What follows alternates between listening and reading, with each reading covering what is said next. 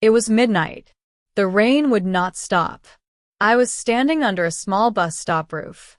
The cold wind hit my face. My clothes were completely wet. I looked at my phone screen. The battery was at 1%. Then, the screen turned black. My phone was dead.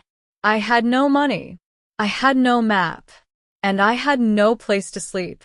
I was totally lost in a strange city. Welcome back to English Stories. Tonight, you will experience my scariest night. Listen to my words on the screen to practice your English. Let us begin. I arrived in London only 2 hours ago. I came here for a new job interview, but everything went wrong at the station. Someone stole my small leather backpack. My wallet, my cash, and my hotel address were inside that bag. Now I was left with nothing. The big city felt huge and terrifying. Every shop was closed and locked. The streets were completely empty. I shivered from the freezing cold. I started to walk down the sidewalk. I did not know where I was going. Water soaked through my thin shoes. I felt like crying right there on the street. I was completely invisible to the world. Suddenly, I heard footsteps behind me. Someone was walking fast in the dark. My heart started beating very fast. I did not look back. I walked faster and faster. But the footsteps came closer.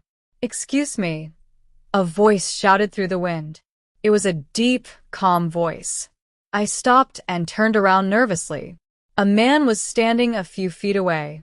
He was wearing a long black coat. He held a large, black umbrella over his head.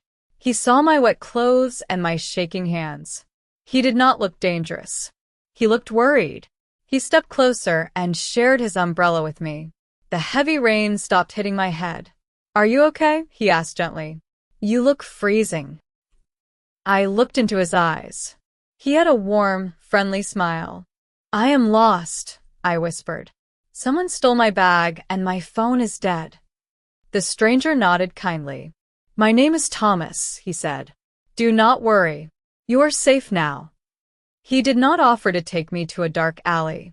Instead, he pointed down the street. "There is a 24-hour police station 2 blocks away," he said. "And right next to it is a warm cafe. Let us walk there together." I felt a massive wave of relief. As we walked, Thomas talked to me. He spoke English very slowly and clearly. He told me about his job as a teacher. He made me forget about the cold storm.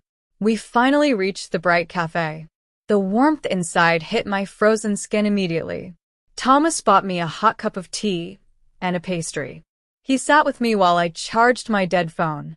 He helped me talk to the police officers next door. With my phone back on, I found my hotel details. Thomas even ordered a taxi to pick me up safely. Before I got into the car, I looked at him. "How can I thank you?" I asked. Thomas smiled and shook my hand. "Just pay it forward," he said. "Help someone else when they are lost in the rain." I watched his umbrella disappear into the dark night. I arrived in London thinking the city was cruel. But I left the streets knowing something better. Even in the darkest storms, kindness is everywhere. Thank you for walking through the storm with me today.